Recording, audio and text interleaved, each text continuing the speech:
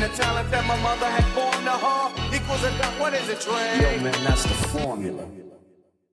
Welcome back, everybody, to Formula episode 15. Today is February 5th, 2026, and we're keeping the guest train rolling.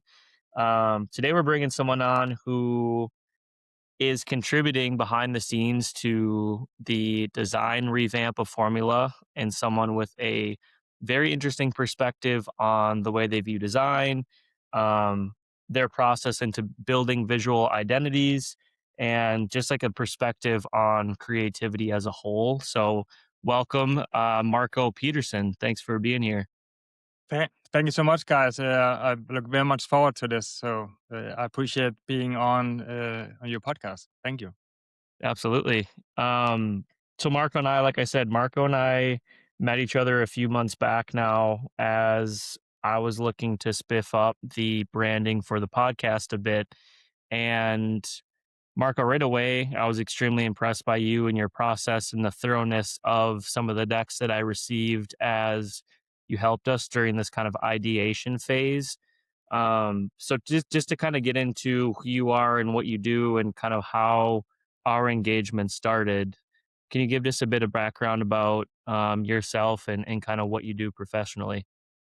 Yeah, so my name is Marco de Mel Pedersen. I'm from Denmark, but I've been living in New Jersey, Montclair, New Jersey for 13 years now.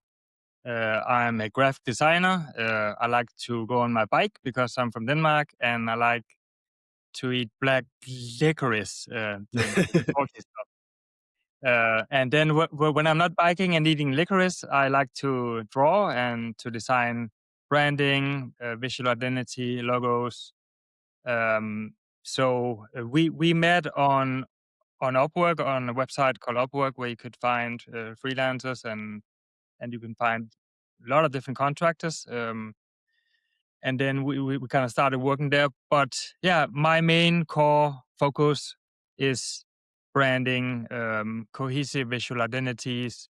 I like to take my time to get to know the company I'm working for and with, and really go deep into sketching and research and really just and build a system, not just a logo, but a visual identity system that can work across mediums. So I think for me, it's all about having a cohesive look and feel.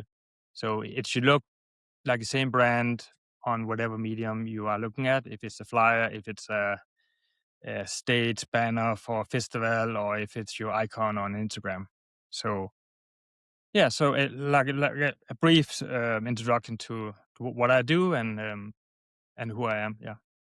Yeah, Marco, expand a bit on like the concept of visual identity. Your process again was something I was blown away by when we first were introduced. Trent and I both have worked with a lot of creatives, a lot of designers, and a lot of people that spread their art across different mediums.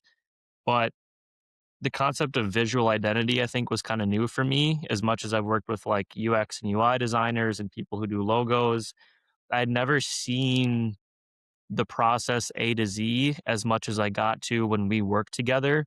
So can you just speak a bit about like your process in building a deck like you created for us, and like how that contributes to the end product when you're building a quote unquote visual identity for a brand or business? Sure. So when I work with a client, for example, if I meet somebody on Upwork, as we did, I start to insist on a Zoom meeting, because for me, building a cohesive, strong visual identity that speaks to the target audience and works with the values of the company from a one paragraph email is just not possible. So I really insist on having that first call, and also insist on working with people that understand that they need to invest time and effort into that process, because otherwise it's never going to be a good identity for your company, because I need to know what you do. I need to know your values. I need to know what you don't like.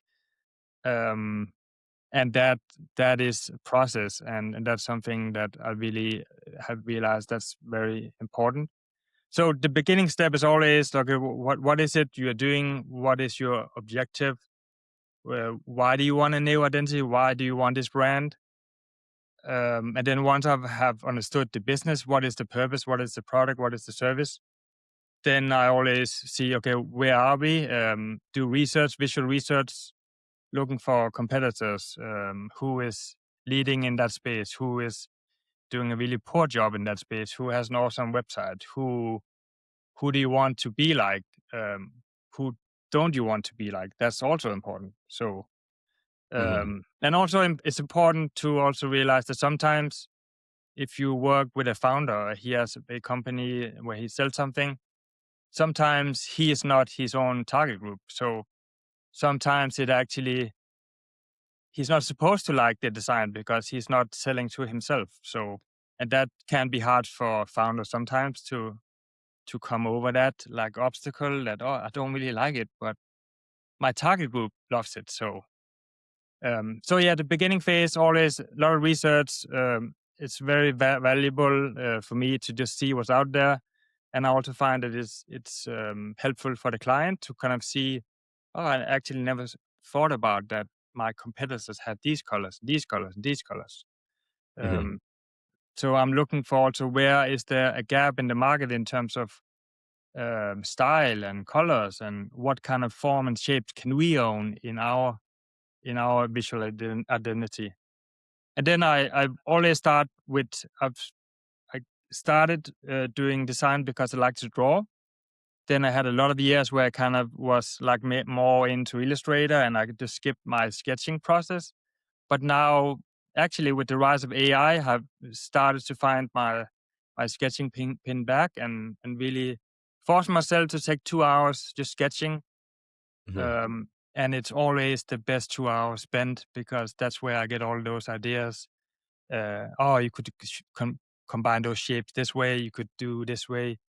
It's really something that I don't find if I just start at the computer. So Hmm. always start sketching, just bad sketches or awful sketches, like just get it out and then scan it and then see what kind of you can distill. And then I think that was kind of where we started with the first deck. It was some research. Where are we? What are other podcasters doing? What do you like? And then I showed some initial thoughts. And then I really appreciate that you took an hour to get on a call, and you brought a lot to the table as well. And you were very fast in kind of following my thought process. Um, so I think our process really like a prime example of how I like a process to be with a client that clearly knows design and have an idea about the values you want to convey, and then it kind of just become this like seamless collaboration. So Um, one question I had based on, all the things you went over a breath or a lot of different things in that, but one thing that stuck out to me was when you were talking about, say, like a founder isn't the target audience and maybe they don't understand, you know, when you bring a design to them that it's not for them, but it's for their target audience. How do you navigate those conversations? And also, I'm guessing a lot of times founders too come to the table and they're like, "Hey, I just want something cool," or they don't really know exactly what they want. I know Casey is probably an anomaly in a lot of cases, coming with a mood board that tells you exactly what he wants.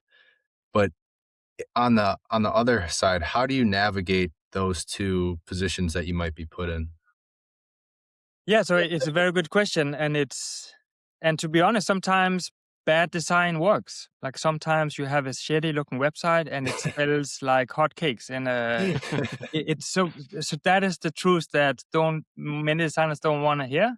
Sometimes bad design sells, and that's a lot of designers. We come in, we want to save the world, we want to change everything so it looks amazing, but sometimes maybe we should ask the question: do we need a redesign? Like it's working.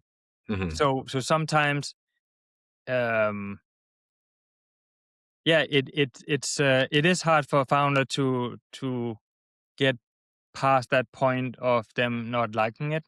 Hmm. And then I think that's also where it's important to ask a focus group, ask around other people, send it to people that don't really know what it is, and then don't say anything, but listen for those 5 words that come out. Hmm. So I think that's always a very useful thing to do, to just send it to some people in your network, the initial draft or of the first design concept, and then just don't say anything. Just have them say something, Hmm. um, because yeah, that can give a lot of insight. Just a vox pop. Just go on the street and say, "Hey, what do you think about this brand? What kind of values comes to mind?" Hmm. Um, but to your question, yeah, it is not easy. And that's especially if you're working with a one-person team or a one-person company. It's a Hmm. little bit easier if you have a team because you have other people to also to see it from. Hmm. But it is a challenge with founders, and it's one that I haven't fully found a solution to. But it takes communication, it takes meetings, and it takes. That's why these calls are so important because I will tell them my opinion and I say it looks awesome, but you're not communicating to women over 40. Like they don't Hmm. really like it's you're talking to a man like yourself, and Hmm.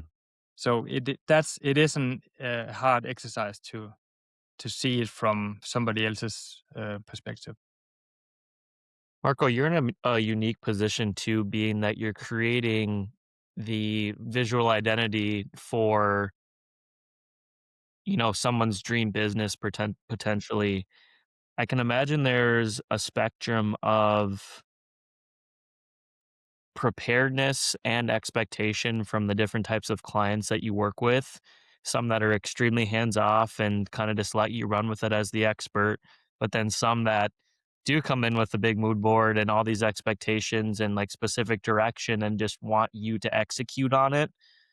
How do you manage expectations in that sense when you're the artist and you're the creative at the end of the day and you're the one coming up with the deliverables and matching what the client wants or the partnership while maintaining, good energy throughout?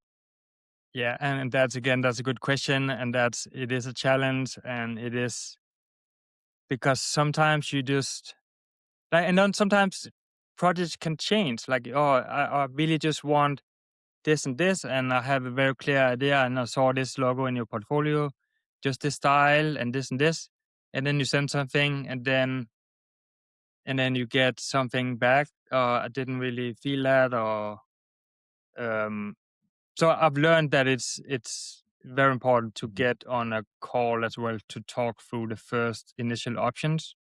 And if I can't do that, I'll need to send a Loom video to talk it through because it's not a good idea to just send a PDF with take a look. What do you think? Because sometimes there's a lot of more there's thoughts behind it that is not visible in those initial directions, Hmm. and that's always useful to be able to talk that through. And also in tone of voice and body language, you can see if people don't like it. It's pretty clear. Yeah. Um, so there's a lot of psychology in design, and I've also been working with a lot of coaches um, that I noticed a pattern. A lot of them had really imposter syndrome, and they were afraid of. I have 40 years experience, but I don't think I'm ready. And I said, I think you are ready. You should really just, and then just kept getting stuck in taking courses and always having. I don't think the website is right. It's exactly right. I'm just going to wait a little bit and that's one of the things I've learned. Sometimes you just need to put something out there, and then you can tweak and adjust once the audience sees it. Then it's a lot. You have a lot more information, a lot more data, instead of you just saying, I don't like it. I'm not just going to wait until I see this is the one. Then it's just better to. It's hard for people, for all of us, to send something out that's not fully baked. Hmm. But it's just hard to communicate to the people you want to communicate to without having any kind of input from them. So that's why it's always good to agree on the main foundation, and then we can tweak and adjust and see how it performs and see how it actually is being received by the audience. Well, and that's why our partnership, I think, works so well because I remember in the early stages when we still were just getting to know each other, we hopped on a call before and kind of just did an introduction. You started listening to some episodes of our podcast, which I think was super helpful. So you kind of started to understand our communication styles.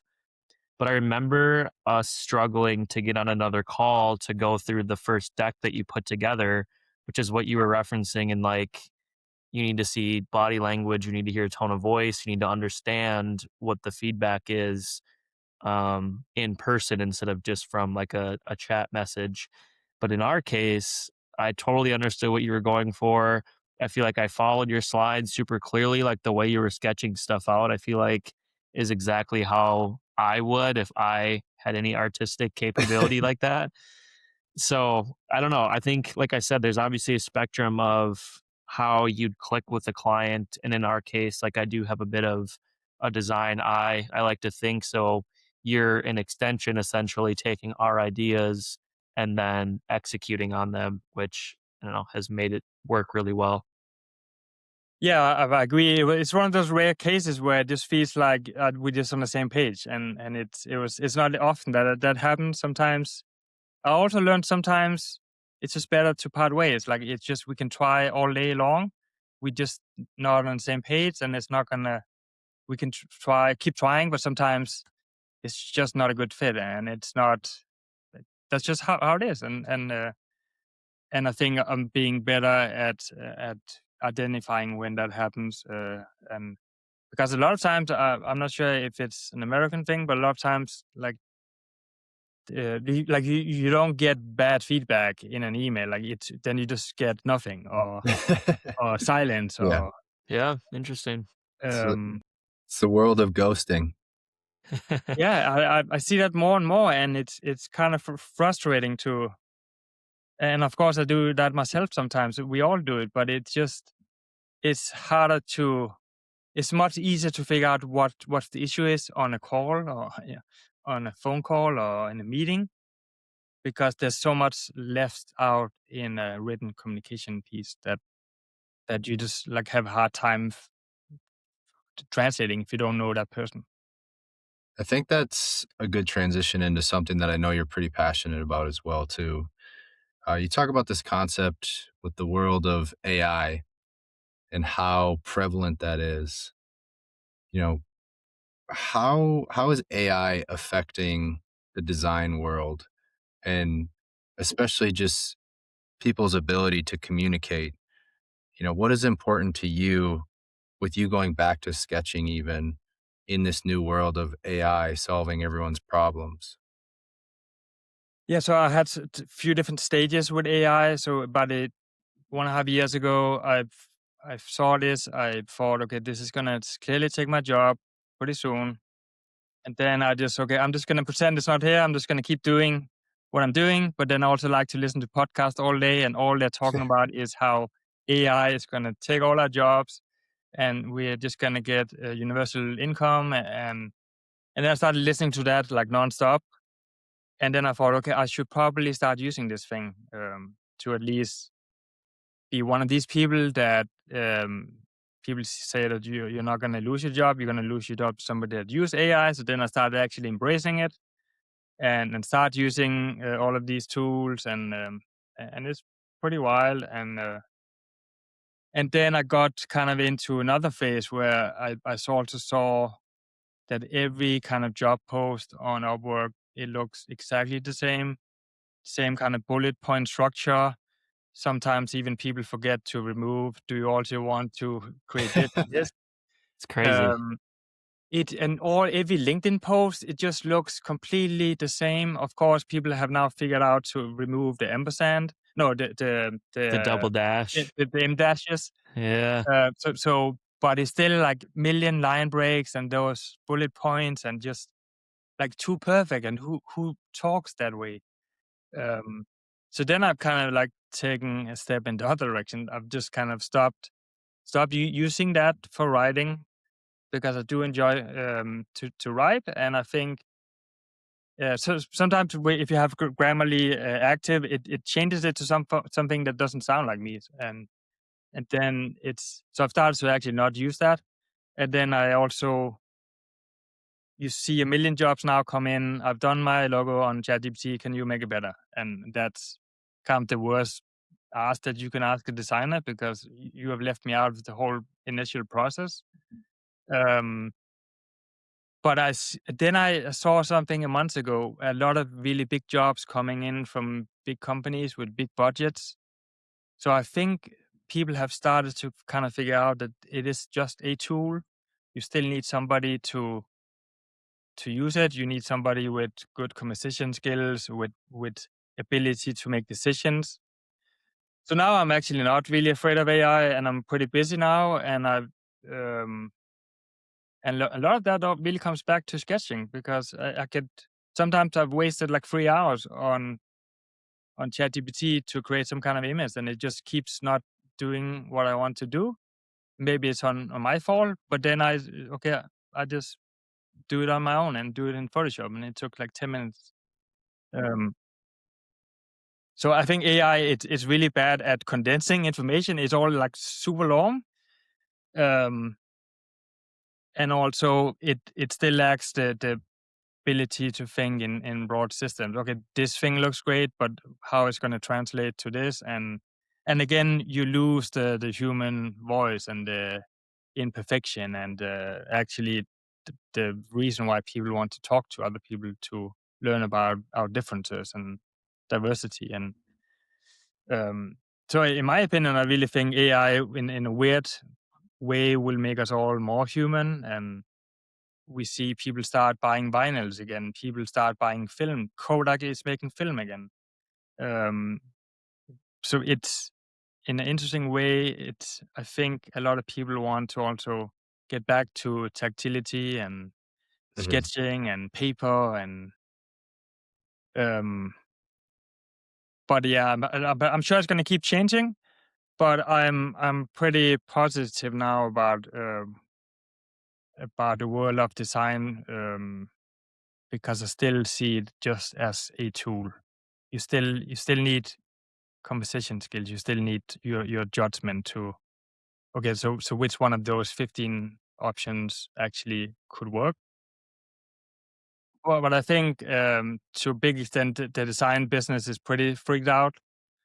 I think all of the lower jobs and the junior level design jobs are in danger, and I think it's going to be a very big disruption, and it's going to it's tough when when suddenly you could create something that would take me a week and it's done in 2 minutes. And but again, in design and in most things, we need to be adaptable and keep changing and keep adjusting. And so I'm trying to ride this wave, but I'm super happy. I've started to sketch again and draw and shut the computer down and go for a walk. And so I think that the machines in the long run will make us more human. Marco, do you work remotely? Like, do you work from home? Yes, I do work from home. It's not my favorite thing to do, but I do have a co-working space nearby as well. But I really also enjoy working along other people. Uh, but then again, sometimes you have just days where you just want to just be in Illustrator all day and listen to music. Yeah. Um, yeah, so I work from my home office, and then when I need some kind of company, I go to a co-working space in my local town, and it's for some reason I just get way much more done when I'm sitting next to other people that also seems to be working. And because I see this guy on his laptop, I should probably also get some stuff done. Um, so sometimes it's way more productive to just go in there for 5 hours, get it done, instead of spending 10 hours at home doing the same thing. And the reason I ask is because I think there's kind of a theme in the way you approach your work, but the way you approach life. And I want to get into talking about your podcast too, Design for Humans. But I've dealt with similar struggles with needing the human element in the work that I do. I'm not a designer. I don't like do anything creatively like I mentioned. So like feeling out the vibe of the person isn't serving the same purpose necessarily as you, but I've worked from home, for 6 years now, pretty much as long as I've been in my professional career. And very rarely do are people as intentional as you are about the human interaction piece without being in the same office as them or without getting together um to get coffee, whatever the case is. And I find myself automatically pulling back when it comes to calls just because I'm so used to corporate structure of calls for everything and calls that could have been handled through emails or Teams chats or whatever. So I remember even kind of pulling back when we first met because you're like, let's hop on a call. And I was like, for what? Like, I have this super fleshed out document. Like, how can you not, pull information from there? But when it's the right person and the vibes there, it does make a lot of sense and it does make every piece of the collaboration better. So I don't know. I just totally agree with kind of your perspective on how important human interaction is with some of this stuff and how it sprinkles into what we do for work too. Yeah, that's just wanna I listen to all these podcasts and like it's all about efficiency and you need to cut to the chase and be efficient and fast and sometimes like I don't really want to be that fast. I just want to also connect with this person and sometimes you could spend like 5 hours writing those emails and chat and Slack and then but that could really be solved in 5 minutes if you just get on and then the whole thing is one big misunderstanding from Yeah. 5 people. It's kind of almost a backwards mentality, right? Like you think that a Teams chat or an email would save you time, but it almost makes things more complicated. So tell us a bit more about Design for Humans. That's your podcast that has kind of been built around this concept. Why did you start this podcast in the first place? What's its purpose? What kind of guests do you have on? Yeah, so I started it about last year, and it was really started because I had all these coaching clients, clients that were coaching. They were talking about, I want to do this community, I want to do this platform, I want to get on YouTube, I want to do all these things, and then I just saw all these people that had this great potential and so much to share, and just stuck in chasing perfection and stuck in I don't have a microphone. I don't have this logo. I need to have this done. I need to take this business mastery course before, and then I will be ready. No, I think we will never be ready. And then I thought, okay, I'm talking with all these people and telling them to just get started. I should maybe just take my own medication. And then I just decided everybody talks about podcasting and YouTubing, and then I just one day I decided I'm just going to do this thing. Also um, following AI and seeing kind of my job dwindle away down the line. So I wanted a platform to discuss and to highlight the importance of again human collaboration and why it's still very much important to consider that you design for humans and we are not designing for robots yet, but it's all about making other people do something, buy something, say something. So then I just really just to jumped into it. Saw Riverside as I know you guys are using, and then I just started with my laptop, no microphone, no lighting. I just put some plants up in the background, and then I thought, okay, design for humans. It makes sense because that's what I want to talk about: design and humans and collaboration. And then it just became so much fun, and I really, if I could do that full time, I would do that. Then I started inviting guests, different designers, and realized like design is so diverse, like so specific and so diverse, and so spoke to industrial designers and photographers and an architect and coaching communication coach and then I fell into the trap of wanting it to do it perfect. I thought, okay, I've done 15 episodes now. I should start putting B-roll on. I should start tweaking with the thumbnail graphics. I should do something with images, and then it took like 11 hours instead of 3 hours. And then I kind of, okay, I don't have time to do this. And then I stopped for 5 months. Um, Another thing that kept me going was I had an accountability partner in New York that also we decided we're going to post one episode every Sunday. And then if not, he could not have bread for 1 week to eat, and I could not have coffee for 2 weeks. And Wow. and that works. Accountability just really works. And then he kind of stopped, and then I stopped too. And now it's been 5 months, and I had 2 recorded episodes, not even uploaded. But on Sunday there will be a new one. I'm starting again. But I just find so much joy in that. I just love connecting with people. Then after a while, you start getting emails from people on LinkedIn, on YouTube. Do you want me to optimize your keywords? Do you want me to optimize your thumbnail? Do you want to do like specific search for target groups and all of that? And then I thought like I don't really want to do that. I really just want to be fun to do, and then I think all of that stuff will follow. But if I re-engineer just to get likes and follows, like that's not fun. And It's that almost would going probably, against your concept too of what you care about too.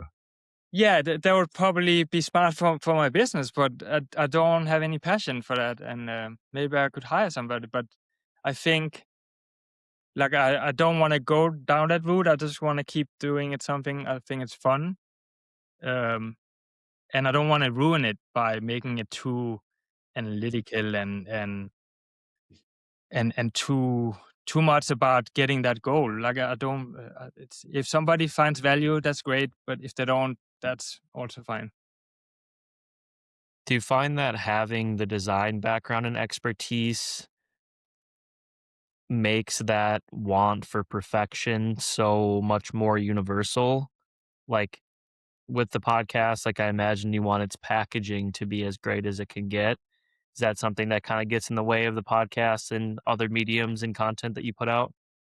Yeah, because I want like what I do is something that should be cohesive, and it should be strong, and it should be making sense, and it should look great. And I would like it to look great. Maybe it works if it's ugly, but I would like to have it look great.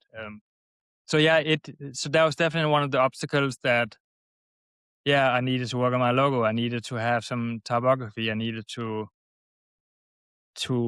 have it look okay. So it would take me forever to do those Instagram shorts and the colors, and then it looked off on one medium, and then it looked, yeah. So that's definitely part of it, because I see all those things, and I cannot not see all those things. So that's definitely a component. I think a lot of designers have that trap of perfection, and it's stopping many designers. We all want to polish our portfolios and have this beautiful portfolios, but I think clients don't really care about that. They don't care about us. They just want more coaching clients. They want more calls. They want to sell more broccoli or whatever it is. They don't really care about our portfolio, our experience, our background, our process. They want to get from A to B. They want to sell something. And I think a lot of designers are trapped in it needs to look great, it needs to be polished. The client really they just want something to happen. And then I just use design to make that result. But um, yeah, so perfection is a big thing for designers. One thing, you know, you said earlier, sometimes that bad design sells. And it goes to this concept that I think about a lot from my background with video is you don't need the best camera. You don't need the best this or that. You just need to be able to storytell. And with that, especially with your podcasts, was, you saw these people taking too much time trying to perfect everything. And now, so you went out there and you started. How quickly did it change for you to be like, from just putting stuff out to now you need perfection because you do see all those things. And, we see those things too about ourselves, but, the value of putting it out compared to that perfection, because once you get it to that perfected level, you can't really go back. Yeah. Yes.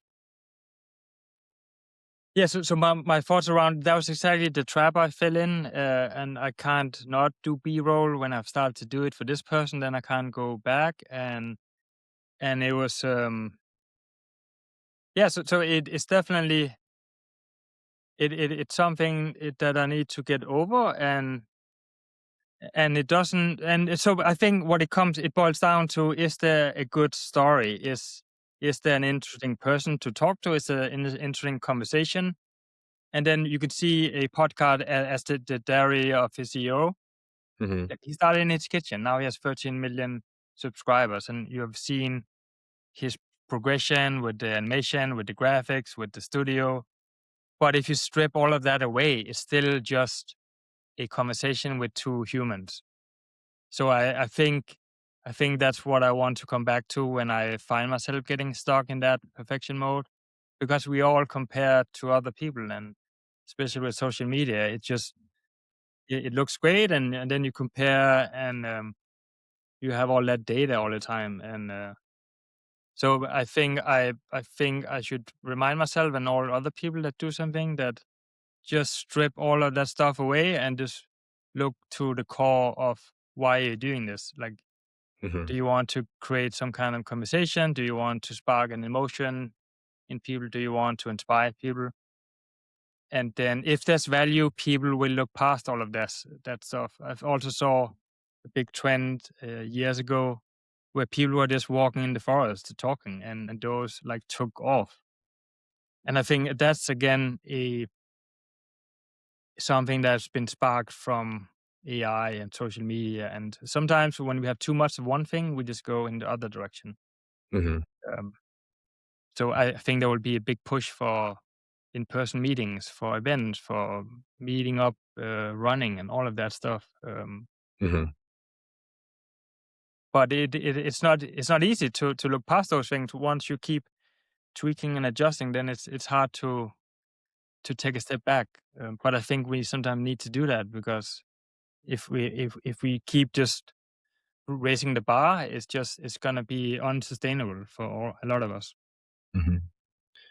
One concept that gets talked a lot about in the design world too is the difference between design, being a designer, and an artist.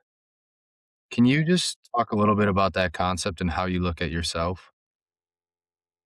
Yeah. So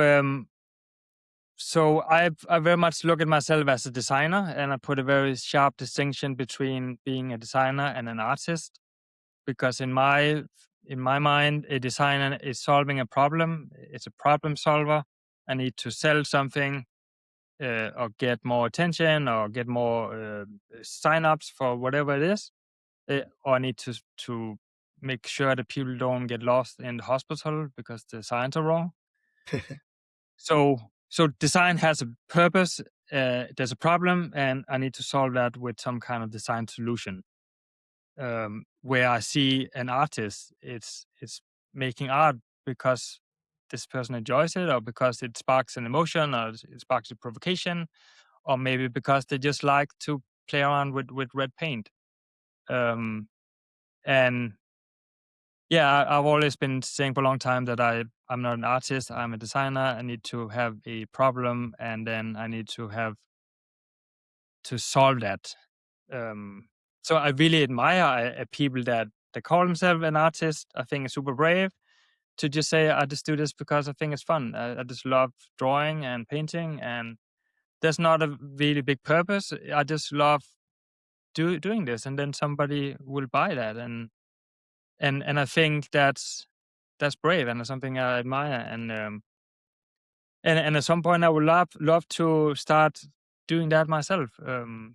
But it's pretty scary to. It's two different hats. Hmm. But that's why I admire artists so much, because it's kind of like when you're doing design, you have a structure, you have a formula. Speaking to your podcast, that you follow, but the art, it can just be whatever. It can be it's emotions. It can also sometimes have no meaning at all, and that really provokes me. But I think it's very cool that people have that confidence to, this is art. This is, well, whatever. This is my art piece. Like that's a mind shift that has to happen in my head to be able to do that, because yeah, so I do see a big difference between design and art. But it doesn't mean that art cannot be part of design. It cannot. You could have illustrations. You can have, but I think it's if you compare them alongside, they're very different. So design is more having parameters, having an idea of where you need to go from point A to point B, and art is more fluid and free flowing and coming from anywhere.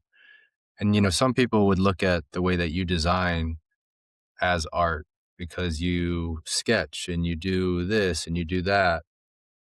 Why is that different though than art?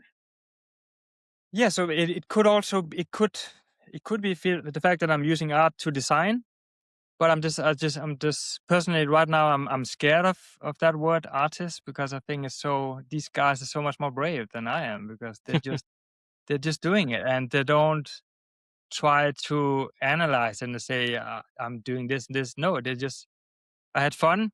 This is what I did. Like, do you like it? Or maybe you don't like it. That's um, I think it's scary in a different way to just do art, and that's why I should start doing it more. I should just start doing more drawings and just doing it, because it is good. Also, it's almost like doing a meditation. It's like your brain just stops trying to find meaning in everything and optimize everything. Sometimes I don't want to optimize. We should all start going for a walk in the forest and just do fun stuff sometimes, and not optimize. Yeah, Marco, we actually just had you on today for us to convince you that you are indeed an artist and not just a designer. Yes. This Nice. guy, I'm telling you, like, the designs, the art, I'll call it the art that you put together in fleshing out ideas for branding concepts for formula was so cool. And watching the way that your brain works through the process in the different slides that you created, it's like you went down the path just from knowing the brand name and general concepts that we had and listening to our podcast with very minimal branding and like any intentional designs really on the formula front. Just to go down like the math aspect of formula and the science aspect of formula, and then break down how the word is pronounced and like some of the concepts within our podcast, and like pull references that made sense based on the stuff we're talking about and what we talked about in our conversations. And I'm interested to know though, like, if you don't consider yourself an artist, but there has to be some sort of like design path that you love more than others. Like, what's your ideal project type, client type? Not just from like a project type perspective, but like, this is for a sports team and I love drawing for sports teams. Is there anything that your brain kind of goes to that you more consider art because you have creative freedom and you enjoy it more heavy? In terms of the kind of projects that I would like to work on and how it relates to art. Yeah. Yep. So one, like a dream project is always for me to come in and do a branding package for some kind of organization. For me, I'm very driven by purpose. It needs to have some kind of purpose. And I find that working for non-profit organizations really it gives me a lot of purpose to be able to do something with design and colors and fonts that help some kind of organization. So one of the really enjoyable projects I had was 2023 in my town in Montclair, New Jersey. They were opening up a pride a pride festival, So they made an organization called Art Montclair, and then they had a big Pride festival in that town. And I got to basically do the branding for the whole organization, for the entire Pride festival, all of the communication, the logos, the banners, the motion on Instagram, and the stage design, and all of the flags, and all of the poster and banners at that day. And that's kind of like a dream project. You come in, there's a cool organization doing something. They don't have anything yet, and you can kind of be part of the whole phase of discussing how should this look. That's a lot more fun than coming in and there's always already an established brand.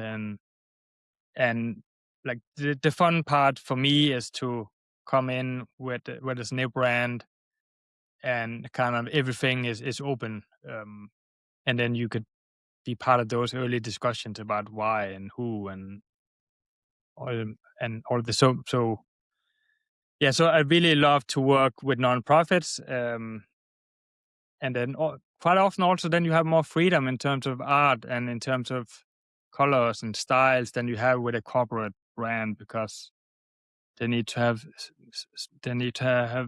sales, and they need to respond to shareholders. And so yes, so two reasons why I like that is there's more freedom and there's more purpose, and you can do more cool stuff with design because you're not so bound with corporate rules. And yeah. I was kind of hoping Formula podcast would be your answer to that, but I guess that's a pretty good answer too.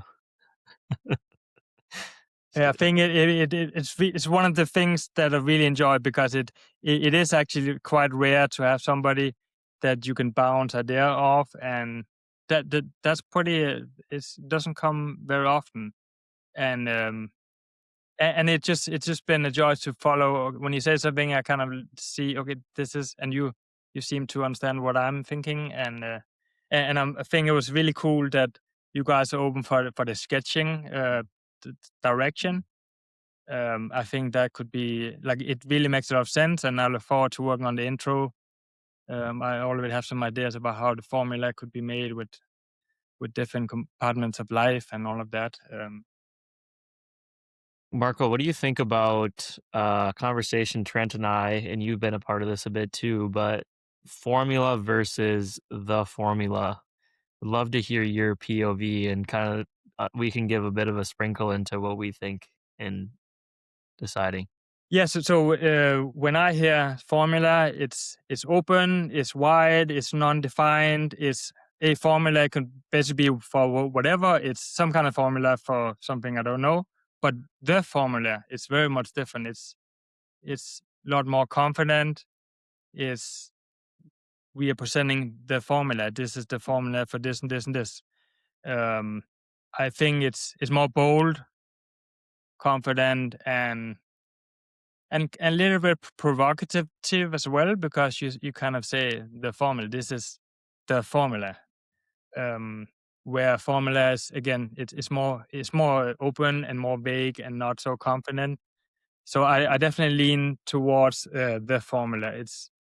It says that you have taken a stand. You have confidence. This is not something you're just doing for fun. This is the formula, and maybe there's other ones out there, but this is the formula we're going to present on this podcast. Mm-hmm. So I know Casey wants me to respond to this, so I know. I kind of feel I'm like not trying to gang up on you. Like that was kind of a softball for Marco, because I just wanted to give a glimpse into his brain and how he thinks about like branding decisions. But Trent, you go ahead too. I get you. I Yeah. fully hear you and understand what you're saying, and you're right. It does have more confidence, but the way that I think is like long-term branding, because this is an early stage thing. And for me, one thing that I've always liked more about brands is when it's just like one piece, one thing.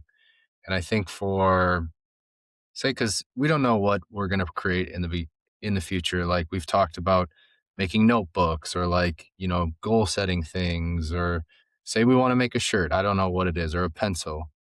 And I just see like the formula as something that then it is a statement, but it also then starts to limit things for the potential of the future.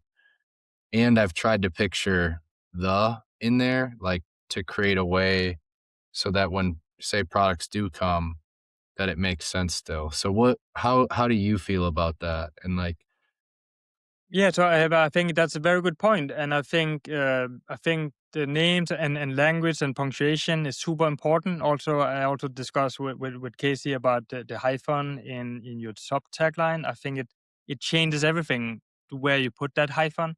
mhm, So conversation with people in progress, conversation with people in progress. It I think your points are very valid, and I think that's something you guys need to to have a good discussion about, because I do see those points are very on point.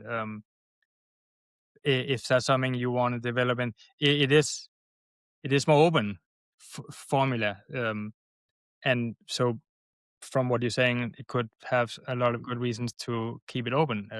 I'm that But frustrating founder that you were talking about in the beginning, I guess.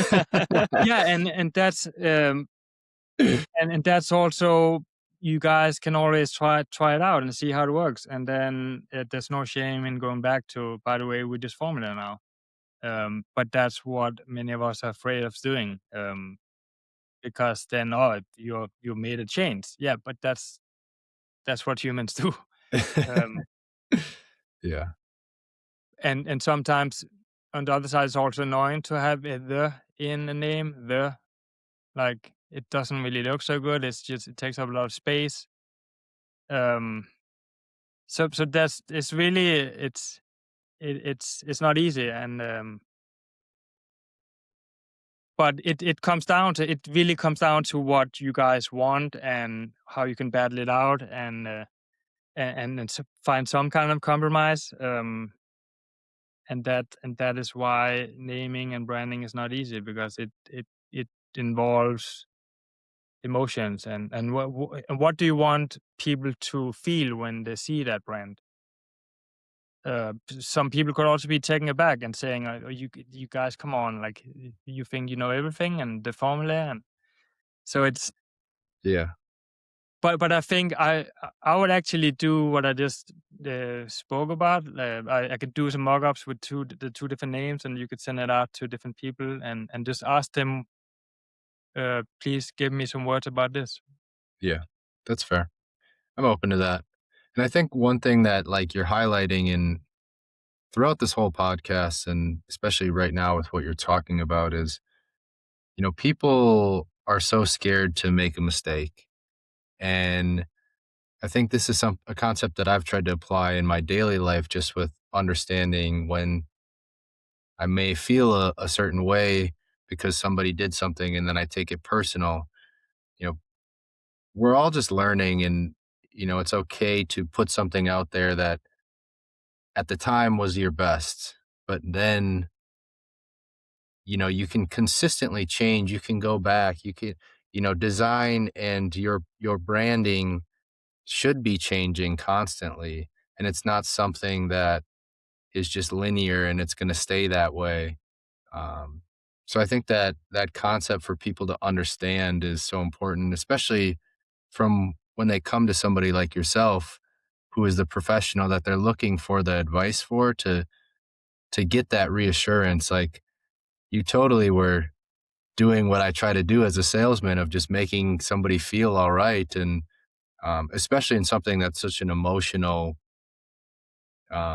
journey for a lot of people too. So um, I appreciate how you go about that and just even your ability to communicate those things too. So And also, just from a designer's point of view, I've been doing this for a long time, and I still sometimes feel like I don't know, don't know how to design. I don't know how to mhm, do this, and then I get on a project, and then it just completely, I have no idea how to solve this.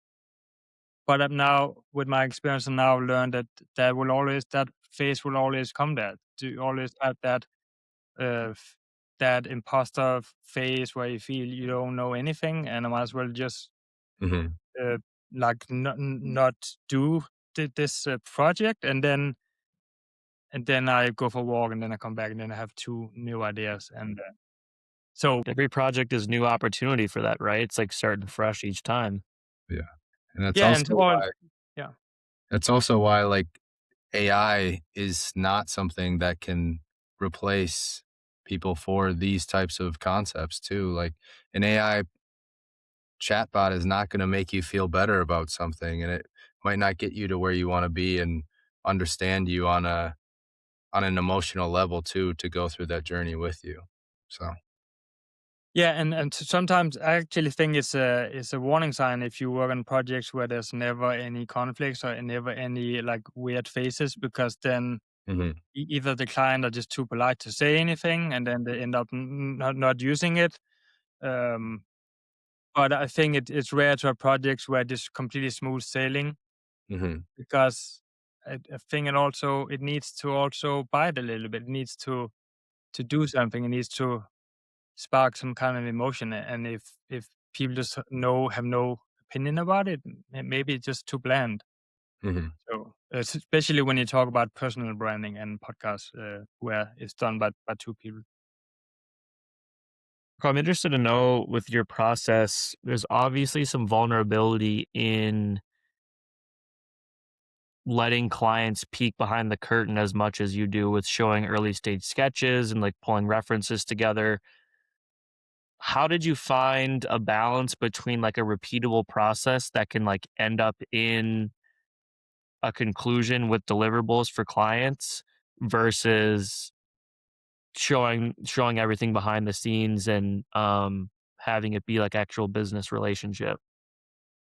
Yeah, that's also something that sometimes it is not good to show all that process, because sometimes people don't understand to read that, and they don't need to see it, how the process is made.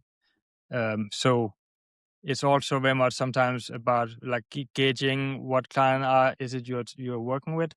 And a lot of some high level clients, they don't really want to see my process. They're not interested in seeing all these wrong ideas. They just want to get that The brand final done. product, yeah. Yeah, so I definitely see with bigger companies and high level businesses, like they're not quite often they just want to have that solution, and they will trust whatever solution I will find.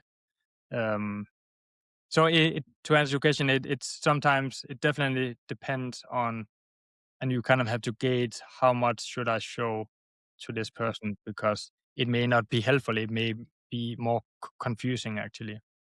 Mhm. So we are getting close to the end here.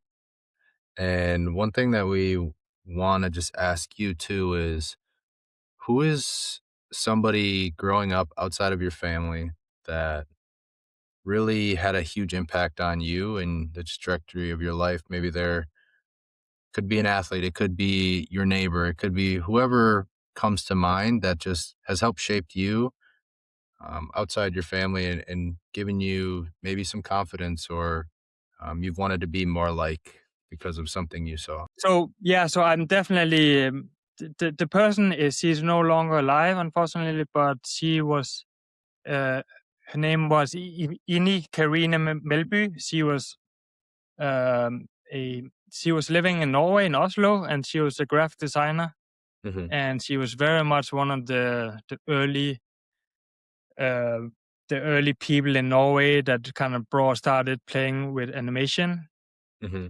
And I met her when I was 10 in my hometown in Odense in Denmark, Hmm.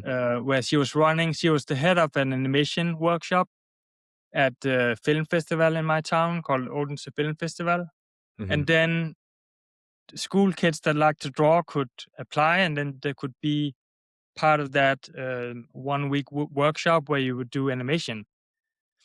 So I met her when I was 10, and but she saw something in me. She saw the way I use colors. She saw the way I was drawing, and Hmm. then I think she decided I'm gonna follow this boy and make sure that I can mentor him, because he needs to become a designer.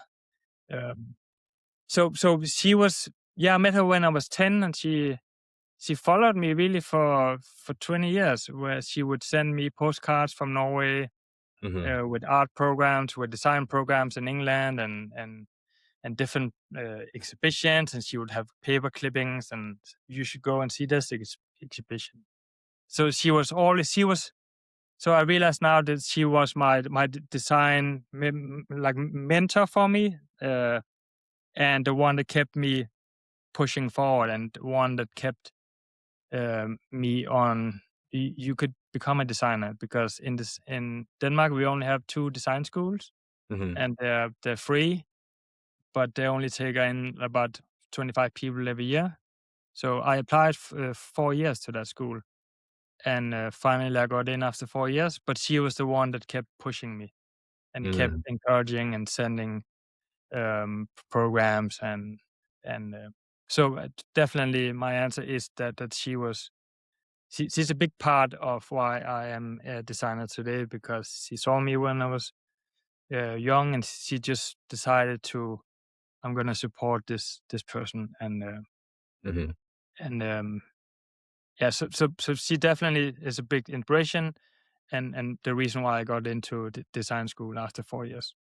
Do you think without having her, do you think you would be a designer and, kept applying after those 4 years?